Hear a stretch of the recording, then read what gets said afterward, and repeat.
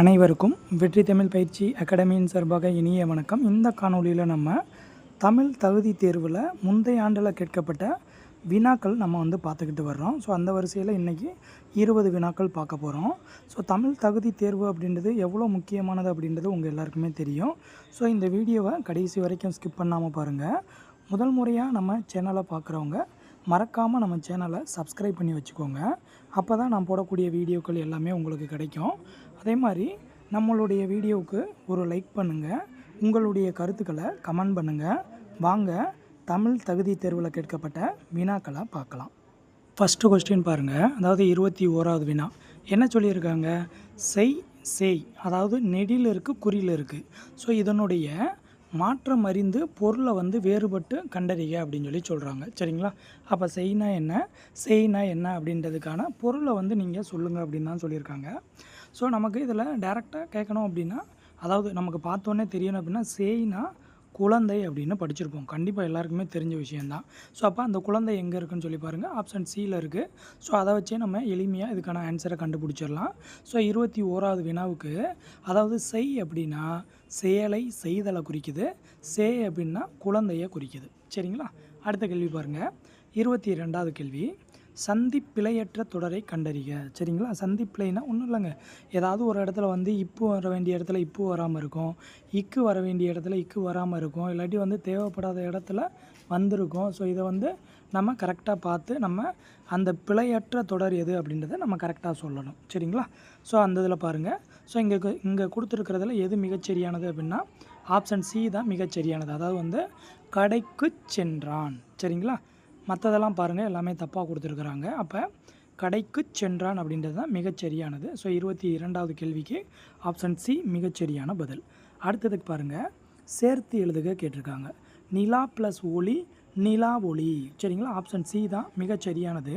ஆனால் சிலர் என்ன சொல்கிறாங்க அப்படின்னா, நிலா ப்ளஸ் ஒளி இந்த ரெண்டும் சேரும்போதும் நிலா ஒளி ஆப்ஷன் ஏ இருக்குல்ல, அதுதான் வரும்னு சொல்கிறாங்க. அது தவறுங்க. சரிங்களா? ஸோ அதுக்காக அழகாக இந்த கேள்வி கேட்டிருக்கிறாங்க. ஸோ இதே கேள்வியை அடுத்தடுத்த எக்ஸாம்ஸ்லேயும் கேட்டிருக்கிறாங்க. ஆனால் நிறைய பேர் என்ன தான் பண்ணுறாங்க, ஆப்ஷன் ஏவை தான் திரும்ப ரிப்பீட் பண்ணுறாங்க. அது தப்புங்க. நிலா ப்ளஸ் ஒளி அப்படின்னா நிலா ஒளி. ஆப்ஷன் சி தான் மிகச்சரியான பதில். சரிங்களா? கரெக்டாக தெரிஞ்சு வச்சுக்கோங்க. அடுத்தது 24வது வினா பாருங்கள். நன்றி எறிதல், இதனுடைய பிரித்தெழுதுக. முன்னாடி சேர்த்தெழுதுக கேட்டிருந்தாங்க. இப்போ பிரித்தெழுதுக ரொம்ப ஈஸி தான். அப்போ நன்றி ப்ளஸ் அறிதல், ஆப்ஷன் ஏ தான் மிகச்சரியான பதில். சரிங்களா? அடுத்த கேள்வி பாருங்கள். திரும்ப பிரித்தெழுதுக கேட்டிருக்காங்க. வேய்ங்குழல், இதுவும் மிக முக்கியமானதுங்க. சரிங்களா? ஸோ இதுவும் நிறைய பேர் என்ன பண்ணுறாங்க அப்படின்னா தவறாக தான் ஆன்சர் பண்ணுறாங்க. நல்லா தெரிஞ்சுக்கோங்க. வேய்ங்குழல் அப்படின்றத பிரிக்கும்போது நமக்கு ஆப்ஷன் பியில் இருக்கக்கூடிய வே ப்ளஸ் குழல் அப்படின்னு தான் பிரியும். சரிங்களா? சிலர் என்ன சொல்கிறாங்க அப்படின்னா ஆப்ஷன் சி தான் கரெக்டுன்னு சொல்லுவாங்க. அது தவறு. சரிங்களா? ஸோ அப்போ 25வது வினாவுக்கு எது மிகச்சரியான பதில் அப்படின்னா வேய் ப்ளஸ் குழல் அப்படின்றது தான் மிகச்சரியான பதில். அடுத்தது பாருங்கள், அகரவரிசைனா ஒன்றுமே இல்லைங்க. அதாவது உயிரெழுத்து, அதுக்கப்புறம் என்னதுங்க காங்காச்சா, இதெல்லாம் உங்களுக்கு தெரிஞ்சது அப்படின்னா இது கண்டிப்பாக எல்லாருக்குமே தெரியும். ஸோ அழகாக அகரவரிசையிலேருந்து 2லேருந்து 3 வினாக்கள் கேட்குறாங்க. சில வினாத்தாளெல்லாம் பார்த்தோம்னா 5 வினாக்கள் கேட்குறாங்க. ஸோ அதெல்லாம் ரொம்ப எளிமையாக நம்ம என்ன பண்ணிடலாம், ஆன்சர் கண்டுபிடிச்சிடலாம். ஸோ இங்கே மாற்றி கொடுத்துருக்குறாங்க. இதில் நீங்களே பாருங்கள், ஆப்ஷன் பால் பாருங்கள், அழகாக பார்த்தோன்னே கண்டுபிடிச்சிடலாம். அதாவது என்ன வரிசையில் இருக்குது, ஆனா, அதுக்கப்புறம் ஈனா, அதுக்கப்புறம் ஐயன்னா, அதுக்கப்புறம் ஓவண்ணா. சரிங்களா? இதானங்க வரிசை. கரெக்டு தானே? அகர வரிசையில் தானங்க இருக்குது. அதாவது உயிரெழுத்துக்களுடைய வரிசை கரெக்டாக இருக்குது. ஸோ அப்போ அன்பு, இரக்கம், 5, ஓசை, இதெல்லாம் ஸ்கூல் புக்கில் இருக்கிறது தான். அதை அப்படியே நமக்கு கேட்டிருக்கிறாங்க. சரிங்களா? கொஞ்சம் நல்லா பார்த்துக்கோங்க. அடுத்த கேள்வி பாருங்கள். ஓரெழுத்து ஒரு மொழியிலேருந்து நமக்கு கேட்டிருக்காங்க. தலைவன் அப்படின்றது எதை குறிக்கும் அப்படின்னா ஆப்ஷன் சியில் இருக்கக்கூடிய ஐ. ஸோ ஐ அப்படின்னா தலைவன் அப்படின்னு அர்த்தம். இது சில இதில் ஆப்ஷன் ஏல கோன்னு கொடுத்துருப்பாங்க. சரிங்களா? கோனா அரசன். இந்த ரெண்டையும் நிறைய பேர் குழப்பிக்கிறாங்க. சரிங்களா? ஐனா தலைவன், கோனா அரசன். சரிங்களா? தெரிஞ்சு வச்சுக்கோங்க. அடுத்து ஏஎன்னா கொடுத்துருக்காங்களே, அப்போ அம்பு அப்படின்னு ஞாபகம் வச்சுக்கோங்க. அம்பை எய்யணும் அப்படின்னு ஞாபகம் வச்சுக்கோங்க. சி அப்படின்னா இகழ்ச்சி. சி அப்படின்னா நம்மளே நிறைய யூஸ் பண்ணுவோம். இகழ்ச்சி அப்படின்னு அர்த்தம். யா அப்படின்னா அகலம் அப்படின்னு அர்த்தம். யானா என்னதுங்க, அகலம் அப்படின்னு அர்த்தம். மிக முக்கியமான கேள்வி. சரிங்களா. அதனால தான் நான் எல்லாத்துக்குமே ஆன்சர் சொல்லியிருக்கிறேன். ஸோ இங்கே நமக்கு கேட்டது தலைவன் கேட்டிருக்காங்க. அப்போ ஐ அப்படின்றது தான் தலைவன் அப்படின்றதுக்கு பதில். அடுத்த கேள்வி பாருங்கள். 28வது வினா பாருங்கள். ஒரு ஓர் இந்த இரண்டையும் இணைத்து வரக்கூடிய சரியான தொடர் எது அப்படின்னு கேட்டிருக்காங்க. நான் உங்களுக்கு முன்னாடியே சொன்னேன், நீங்கள் ப்ரீவியஸ் வீடியோலாம் நீங்கள் பார்த்துருந்தீங்களா உங்களுக்கு புரிஞ்சிருக்கும். அதாவது ஒருனா எங்கே வரணும், ஓர்னா எங்கே வரணும் அப்படின்னா, ஒரு அப்படின்றது உயிர்மெய் எழுத்துக்கு வரணும். சரிங்களா. அதே அது ஓர் அப்படின்றது உயிர் எழுத்துக்கு வரணும். அவ்வளோதான். இந்த ரெண்டுக்குள்ள டிஃப்ரெண்ட் இவ்வளோ தான். ஓர் அப்படின்னா உயிர் எழுத்து ஆ முதல் அவ் வரைக்கும் இருக்குது பார்த்தீங்களா, அதுக்கு வர்றது தான் ஓர் அப்படின்ற வார்த்தை. இதே இது உயிர்மெய் எழுத்தாக இருந்துச்சுன்னா அதுக்கு முன்னாடி என்ன வரணும், ஒரு அப்படின்றது தான் வரணும். சரிங்களா. இந்த கான்செப்ட் உங்களுக்கு தெரிஞ்சாலே போதும். இப்போ அழகாக நம்ம ஆன்சர் கண்டுபிடிச்சிடலாம். ஸோ கேள்வியை கரெக்டாக பாருங்கள். எது மிகச்சரியானது அப்படின்னா ஆப்ஷன் ஏவே சரியாக தான் கொடுத்துருக்காங்க. ஒரு மொழி. ஸோ இந்த ஓர் மொழி அப்படின்றது இதெல்லாம் வராது. ஆப்ஷன் டெல்லியும் வராது. சரிங்களா. ஸோ நமக்கு ஆப்ஷன் ஏ வரணும், இல்லாட்டி சி வரணும். ஆப்ஷன் ஏல என்ன சொல்லியிருக்காங்க, ஒரு மொழி உயிர்ப்போடு வாழ்வதற்கு பேச்சு மொழி இன்றியமையாதது, மிகச்சரியாக கொடுத்துருக்குறாங்க. அப்போ சியில் என்ன தப்பு இருக்குது, ஒரு மொழி உயிர்ப்போடு வாழ்வதற்கு பேச்சு மொழி இன்றியமையாகின்றன, இதுக்கு மீனிங் ஏதாவது இருக்காங்க, இன்றி அமையாதது அப்படின்றது தான் மிகச்சரியானது. இன்றி அமையாகின்றன அப்படின்றது தவறுங்க. ஸோ அப்போ 28வது கேள்விக்கு ஆன்சர் என்ன அப்படின்னா ஆப்ஷன் ஏ தான் மிகச்சரியான பதில். சரிங்களா. அடுத்த கேள்வி பாருங்கள். மருவு, அதாவது ஊர் பெயரை வச்சு மருவு கேட்குறாங்க. இதுவும் ரொம்ப முக்கியமானது. சில வினாத்தாள்லாம் பார்த்தோம்னா 3லேருந்து 5 வினாக்கள் வரைக்கும் கேட்டிருக்கிறாங்க. ஸோ பாருங்கள், திருச்சிராப்பள்ளி. திருச்சிராப்பள்ளி அப்படின்னா நம்ம வந்து அதனுடைய மருவை தான் நம்ம என்னன்னு சொல்லி சொல்கிறோம், திருச்சி. மருவுனா சுருக்கம்னு அர்த்தம். சரிங்களா. இப்போ யாருமே வந்து நம்ம திருச்சிராப்பள்ளிக்கு நான் போகிறேன் அப்படின்னு நம்ம சொல்ல மாட்டோம். ஒரு 100 பேர் பேசுகிறோம் அப்படின்னா ஒரு 2 பேர் 3 பேர் வேணும்னா திருச்சிராப்பள்ளிக்கு போகிறோம் அப்படின்னு சொல்லுவோம். மீதி எல்லாமே எங்கடா போகிறோம் அப்படின்னு கேட்டோம்னா திருச்சிக்கு போகிறேன் அப்படின்னு தானங்க நம்ம சொல்லுவோம். அப்போ திருச்சிராப்பள்ளி அப்படின்ற ஊரினுடைய மருவு பெயர் என்ன அப்படின்னா திருச்சி. சரிங்களா. ஆப்ஷன் சி மிகச்சரியானது. அடுத்தது பாருங்கள், பொருத்தமான பொருள் இதனுடைய சரியான இணை எதுன்னு கேட்டிருக்காங்க. ஸோ நமக்கு பார்த்தோன்னே ஆப்ஷன் ஏவே மிகச்சரியாக கொடுத்துருக்காங்க. இது நம்ம 9th தமிழ் புக்கில் இருக்குங்க. ஸோ பாருங்கள், மேரு அப்படின்னா இமயமலை. சரிங்களா. நீங்கள் மேரு அப்படின்றத விட நான் படிக்கும்போது எப்படி ஞாபகம் வச்சுக்கிட்டேன் அப்படின்னா நேரு அப்படின்னு ஞாபகம் வச்சுக்கிட்டேன். ஸோ நேரு வந்து இமயமலைக்கு போயிட்டு வந்தார் அப்படின்னு நான் ஒரு ஷார்ட்கட்டாக ஞாபகம் வச்சுக்கிட்டேன். ஸோ அப்போ மேரு அப்படின்னா இமயமலை. அப்போ அவங்க சொல்லியிருக்கக்கூடிய திகிரி அப்படின்னா ஆணை சக்கரம்னு அர்த்தம், அலர்னா மலர்தல்னு அர்த்தம், அலி அப்படின்னா கருணைன்னு அர்த்தம். சரிங்களா. ஸோ இதெல்லாமே மாற்றி மாற்றி கொடுத்துருக்குறாங்க. இது ஒரே பாடத்தில் தான் எல்லாமே வரும். சரிங்களா. மீதி 3மே வந்து 3 ஆப்ஷனையும் மாற்றி மாற்றி கொடுத்துருக்குறாங்க. ஸோ இதை கொஞ்சம் நல்லா பார்த்துக்குங்க. ஸோ மேரு அப்படின்னா இமயமலை அப்படின்னு சொல்லி சொல்கிறோம். சரிங்களா. அடுத்த வினா பார்ப்போம்.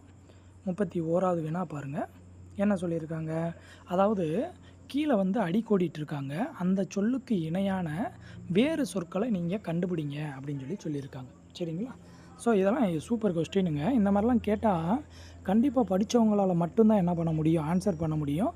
சும்மா சுற்றி விட்டு வர்றவங்களுக்குலாம் இது நிற்காது. சரிங்களா. பாருங்கள், பசு. சரிங்களா. ஃபஸ்ட்டு பசு அப்படின்னா என்னதுங்க, ஆனா பசுன்னு சொல்லலாமாங்க. அடுத்தது சாந்தம்னா அமைதி, புலினா வேங்கைன்னு சொல்லலாம், தீரம்னா வீரம் அப்படின்னு அர்த்தம், யானை அப்படின்னா களிறு அப்படின்னு அர்த்தம். சரிங்களா. ஸோ அப்போ மிகச்சரியானது எது அப்படின்னா ஆப்ஷன் பால். சரிங்களா. அப்போ பசுனா ஆ அப்படின்னு சொல்லி சொல்கிறோம், அதுக்கப்புறம் சாந்தம் அப்படின்னா அமைதி அப்படின்னு சொல்லி சொல்கிறோம், புலி அப்படின்னா வேங்கை அப்படின்னு சொல்லி சொல்கிறோம், தீரம் அப்படின்னா வீரம் அப்படின்னு சொல்லி சொல்கிறோம், அடுத்து யானை அப்படின்னா களிறு அப்படின்னு சொல்லி சொல்கிறோம். சரிங்களா. ஸோ இதெல்லாம் மிக முக்கியமானது, நல்லா பார்த்து வச்சுக்கணும். ஆக்சுவலாக இதெல்லாம் தனித்தனி கேள்வி, இது எல்லாத்தையுமே ஒன்றா சேர்த்து எப்படி அழகாக ஒரு வினா வடிவமைச்சிருக்காங்கன்றதை நீங்கள் தெரிஞ்சு வச்சுக்கணும். சரிங்களா. அடுத்த கேள்வி பாருங்கள், அதாவது சொல் பொருள் பொறுத்துக. சரிங்களா. இது நம்ம புக்குக்கு பின்னாடி இருக்கக்கூடிய புக் பேக் கொஸ்டின். சரிங்களா. இலக்கணத்தில் அதை அப்படியே நமக்கு வந்து கேட்டிருக்கிறாங்க. உங்களுக்கு பெயர் சொல்னா என்ன, வினை சொல்னா என்ன, உரிச்சொல், அதுக்கப்புறம் வந்து இடைச்சொல், இதெல்லாமே வந்து நம்ம ஒரு வீடியோவாக கொடுத்துருக்குறோம், நம்ம சேனலில் பாருங்கள். ஸோ அழகாக உங்களுக்கு புரிகிறது மாதிரி நான் சொல்லியிருக்கிறேன். அந்த வீடியோ பார்த்தவங்களுக்கு இந்த கேள்வி அழகாக நான் சொல்கிறதுக்கு முன்னாடியே ஆன்சர் சொல்லிடுவாங்க. மண் பொன் அப்படின்னா பெயரை குறிக்கும். அப்போ பெயர் இயற் சொல். இயற் சொல் அப்படின்னா அதாவது வந்து இயல்பாகவே எல்லாருக்குமே தெரியக்கூடிய சொல்லு தான் இயல் சொல். சரிங்களா? பாருங்கள். அடுத்தது நடந்தான் வந்தான். நடந்தான் வந்தான்னா ஒரு வினை தானங்க, ஒரு செயல். அப்போ அது வந்து வினை இயற் சொல் அப்படின்னு அர்த்தம்.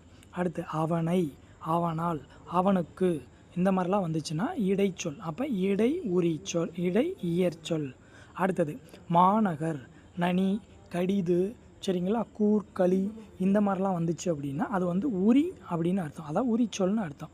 ஸோ அப்போ உரி இயற்சொல். சரிங்களா? ஸோ இதுக்கு மிகச்சரியான பதில் எதுன்னு சொல்லி பாருங்கள். 3, 4, 1, 2 அது எங்கே கொடுத்துருக்காங்க? ஆப்ஷன் சியில் கொடுத்துருக்காங்க. சரிங்களா? இதெல்லாம் நீங்கள் நல்லா பார்த்து வச்சுக்கிறணும். மிக முக்கியமான ஒரு கேள்வி. சரிங்களா? ஏன்னா புக் பேக்கில் இலக்கணத்தில் இருக்கக்கூடியதை அப்படியே நமக்கு கேட்டிருக்கிறாங்க. அடுத்த வினா பாருங்கள். 33வது வினா. எழுத்து வழக்கு சரியானது வந்து எதுன்னு கேட்டிருக்காங்க. கடைக்கு போய் காய்கறி வாங்கினேன். இதெல்லாம் நம்ம பேச்சு வழக்கில் இருக்குது. சரிங்களா? கடைக்கு போய் காய்கறி வாங்கிட்டு வந்தேன் அப்படின்னு தான் சொல்லுவோம். கடைக்கு போய் காய்கறி வாங்கினேன் அப்படின்னு யாரும் பேச மாட்டோம். சரிங்களா? அப்போ கடைக்கு போய் காய்கறி வாங்கினேன் அப்படின்றதுக்கு மிகச்சரியானது எது அப்படின்னா ஆப்ஷன் சியில் இருக்கக்கூடிய கடைக்கு போய் காய்கறி வாங்கினேன். சரிங்களா? அதுதான் மிகச்சரியான பதில். அடுத்தது 34வது வினா பாருங்கள். இரு பொருள் தருக. அதாவது நமக்கு ஒரு சொல் கொடுத்துருக்காங்க, அதனுடைய இரு பொருள் என்னன்னு சொல்லி கேட்டிருக்காங்க. தாள் அப்படின்னு கொடுத்துருக்குறாங்க. சரிங்களா? ஸோ ஆப்ஷன் டெல்லியை பாருங்கள். தாள் அப்படின்னா ஒன்று தாழ்பால்னு நம்ம ஈஸியாக சொல்லலாம், இன்னொன்று தாழ்வு அப்படின்னு சொல்லி சொல்கிறோம்லங்க. அப்போ குறைத்து மதிப்பிடுதல். சரிங்களா? அதான் குறைதல்னு அர்த்தம். சரிங்களா? ஸோ தாழ்வாக பேசுகிறாங்க அப்படின்னா குறைத்து மதிப்பிடுதல் அப்படின்னு சொல்லி சொல்கிறோமாங்க. அப்போ தாள் அப்படின்னா குறைதல்னு சொல்கிறோம். இன்னொன்று தாழ்பால், நம்ம வீட்டில் வந்து தாழ்பால் போடுறோம் பார்த்தீங்களா கதவுக்கு, அதுதான் தாழ்பால். சரிங்களா? ஸோ அப்போ தாள் அப்படின்றதுக்கு மிகச்சரியான பதில் ஆப்ஷன் டெல்லியில் இருக்கக்கூடிய குறைதல் தாழ்பால் அப்படின்னு அர்த்தம். சரிங்களா? அடுத்தது பாருங்கள். 35வது வினா.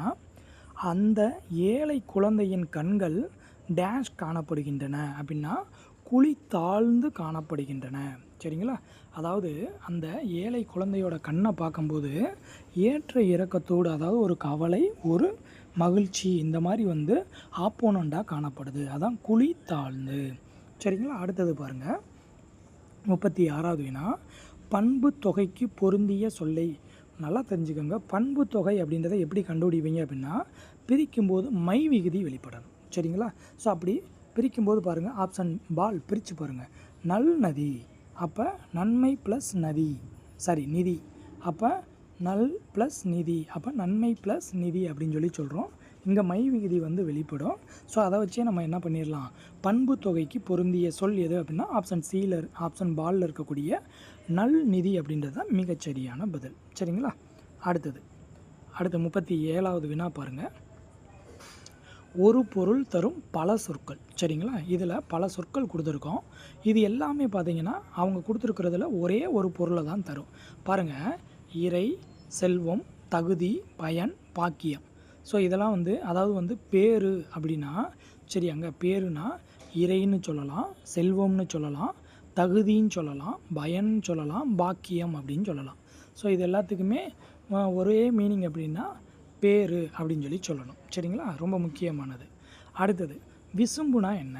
நமக்கு எல்லாருக்குமே தெரியும். விசும்புனா வானம். இதெல்லாம் எல்லா எக்ஸாம்லேயும் மோஸ்ட்லி கேட்டுறாங்க, பார்த்து வச்சுக்கோங்க. அடுத்தது திரும்ப ஓரெழுத்து ஒரு மொழி. இப்போ தானங்க நம்ம ஒரு வினா பார்த்தோம். ஸோ திரும்ப கேட்டிருக்காங்க பார்த்தீங்களா? ஸோ எல்லா தமிழ் எலிஜிபிலிட்டி டெஸ்ட்லேயும் ஓரெழுத்து ஒரு மொழி வந்து 3லிருந்து 5 வினாக்கள் கேட்குறாங்க. 7th புக்கில் இருக்குது. புக்கில் இருக்கிறத நல்லா படித்து வச்சுக்கோங்க. அடுத்ததுங்க இப்போ பாருங்கள். பே அப்படின்னு கொடுத்துருக்குறாங்க. பேனா பெய்யுது, அப்போ மேகம், மழை பெய்யுது. சரிங்களா? அப்போ பேனா மேகம்னு ஞாபகம் வச்சுக்கோங்க. சரிங்களா? அடுத்தது பாருங்கள். இப்போ சோலைன்னு கொடுத்துருக்காங்க, அதெல்லாம் காவண்ணான்னு சொல்லணும், காசோலை. அப்படி இதெல்லாம் நம்ம என்ன பண்ணியிருக்கேன், நான் உங்களுக்கு அழகாக வந்து ஒரு வீடியோவை நான் கொடுத்துருக்குறேன். நம்ம வீடியோவை பார்க்காதவங்க அந்த வீடியோவை நம்ம சேனலில் பாருங்கள். ஓரெழுத்து ஒரு மொழியை ரொம்ப ஷார்ட்கட்டாக சொல்லியிருக்கேன், ஈஸியாக நீங்கள் ஞாபகம் வச்சுக்கலாம். சரிங்களா? ஸோ அப்போ பே அப்படின்னா ஆப்ஷன் பாலில் இருக்கக்கூடிய மேகம் அப்படின்றது தான் மிகச்சரியான பதில். அடுத்த 40வது வினா பாருங்கள். உதித்த அப்படின்ற சொல்லுக்கு சரியான எதிர்ச்சொல் என்ன? அப்போ சூரியன் உதிக்குது, அதுக்கு எதிர்ச்சொல்லுன்னா மறையுதுன்னு சொல்லணுமாங்க, அவ்வளோதான். அப்போ ஆப்ஷன் ஏல இருக்கக்கூடிய மறைந்த, அப்போ அங்கே உதித்தன்னு சொல்லியிருக்காங்க. அப்போ இங்கே என்ன வரணும், மறைந்த அப்படின்றது வரணும். சரிங்களா? ஸோ அப்போ இந்த காணொளியில் நம்ம 20 வினாக்கள் எடுத்து அந்த 20 வினாக்கும் நம்ம எக்ஸ்பிளைன் பண்ணியிருக்கோம். ஸோ இந்த வீடியோவை நீங்களும் பயனடையணும். உங்களுடைய நண்பர்களுக்கும் இந்த வீடியோவை ஷேர் பண்ணுங்கள். மறக்காமல் நம்ம வீடியோவுக்கு ஒரு லைக் பண்ணுங்கள். உங்களுடைய கருத்துக்களை கமெண்ட் பண்ணுங்கள். முதல் முறையாக நம்ம வீடியோ பார்க்குறவங்க மறக்காமல் நம்ம சேனலை சப்ஸ்கிரைப் பண்ணி வச்சுக்கோங்க. அப்போ தான் நான் கொடுக்கக்கூடிய வீடியோக்கள் எல்லாமே உங்களுக்கு வந்து கிடைக்கும். ஏன்னா தமிழ் எலிஜிபிலிட்டி டெஸ்ட் அப்படின்றது உங்களுடைய வெற்றியை தீர்மானிக்கக்கூடியது. நீங்கள் செலவிடக்கூடிய இந்த 20 வினாக்களுக்கு செலவிடக்கூடிய நேரம் வந்து உங்களுக்கு அரசு வேலையை உருவாக்கி தரக்கூடிய ஒரு நல்ல நேரமாக கூட அமையலாம். ஸோ தொடர்ந்து நம்மளுடைய சேனலை ஃபாலோ பண்ணுங்கள். உங்களுடைய வெற்றிக்கு என்றும் வெற்றி தமிழ் பயிற்சி அகாடமி உறுதுணையாக இருக்கும். அனைவருக்கும் மிக்க நன்றி.